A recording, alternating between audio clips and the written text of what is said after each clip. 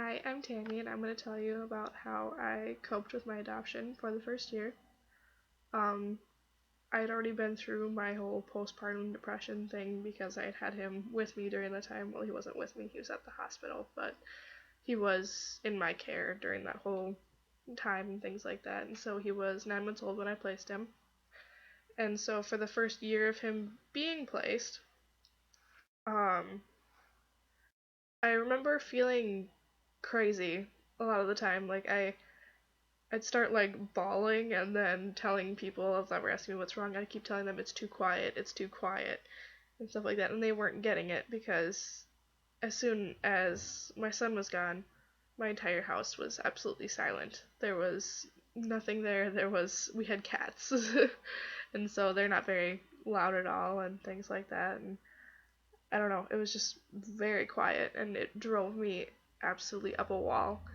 And I finally got my boyfriend to look into um, getting his dad's dog for me because his dad was they had too many pets or something like that, and so he wanted to get rid of a couple of them, and I really wanted his dog.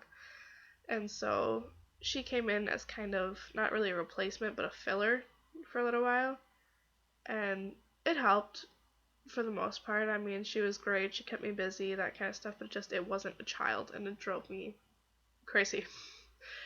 um for the for his 9th month up until his birthday, it was very tough because I knew it was close to his birthday and I was never going to get to celebrate his first birthday with him.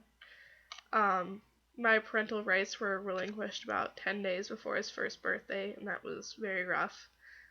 His birth father and I went to a restaurant with his family, and we had, I think, dinner or something with them. They even paid for it. It was kind of awkward, but um, I don't know, and it was weird. He had been living with them for probably a couple months prior to that, but it was just very strange to see him in their care, and it was just, I don't know, it involved a lot of talking, being able to get through it, and um, my son's birth father wasn't exactly the best person to talk to about it, and I mean, personally, he's the only person I feel, he's the other half that understands what I'm going through, because we both raised him for that time, and then he was gone. And so now that he's gone, we're like two pieces that are like separated from each other, but we can't be in a relationship. It just doesn't work.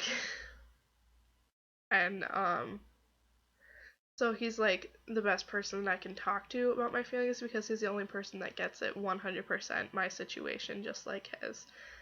And I don't talk to him very often just because that's the way that our relationship ended. And so now my current boyfriend is the one that has to kind of feel all these feelings, and he's never been a parent before and stuff like that, but he does so well, and I'm very impressed, and he works hard just to make sure that I'm happy. And if I'm having some kind of anniversary day and it's not going well for me, he'll completely drop everything just to help me and things like that. He's never, I don't know what I'd do without him. A lot of my friends are really supportive, but after that first initial like placement, they don't really understand the long-term like ripple effects. So I guess the best person that's helped me been able to get through it is my boyfriend. And my sister kind of understands too, but again, with the long-term effects, she understood like short-term, but the long-term I don't really tend to tell her. Um, Other than that, my getting through the first year involved lots of breakdowns, lots of crying, lots of time for myself, and eventually I was able to get through that stage, and I've been doing a lot better ever since. Therapy has been helping a lot as well. I looked into that like as soon as I placed. I think it was like October. I placed in July, I think was the definitive like TPR date. And so I started looking into therapy. I found a really great person, and he had helped me through a lot of things, helped me to understand a lot of things about the way that my mind was feeling. Um, because the way that I was trying to understand it, like I guess my head was trying to understand it, was that my son had passed away, as dark as that sounds. The way that they were saying it was that to me, he had he had passed away. But then after that, for most parents that have lost a child, it's just you see those pictures prior to whatever happened, and then that's it. It stops.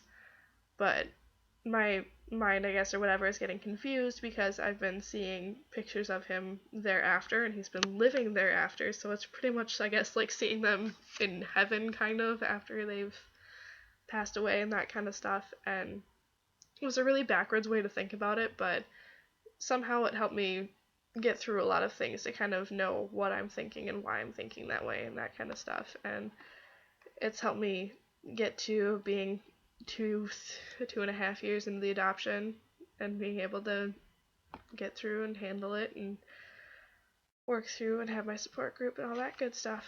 So I think that's about it. It's way too early in the morning to be doing this. It's like 9 o'clock. It's actually not that early, but I woke up at 6:30. So I am probably going to go to sleep right after this. Thanks for listening, guys. Bye.